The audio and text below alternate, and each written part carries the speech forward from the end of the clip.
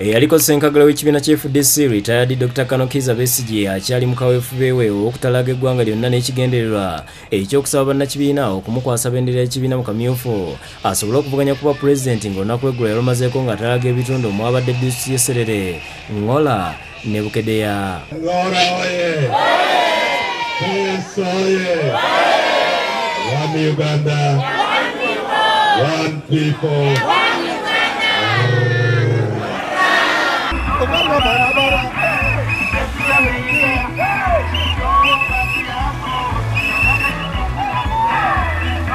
Besigye asookedde ku kisaawe ky'e Serere ekisangibwa okumpi ne ttawuni yaayo ng'era yaniriziddwa namungi w'omuntu wakati mu mizira.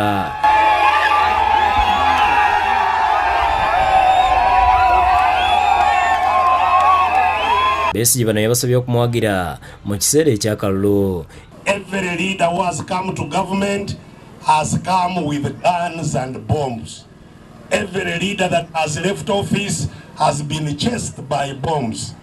This is the situation that we must change. Yeeyongedde paka mu bitundu ebirala naye yabakubiriza okwekiririzaamu olwo banaatuuka ku bibaagala. So whoever controls power controls wealth.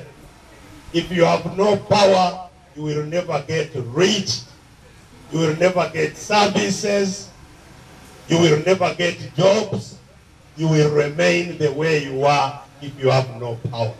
Honest Chaze, yakusekedde gwe nkolwa Bukedde TV.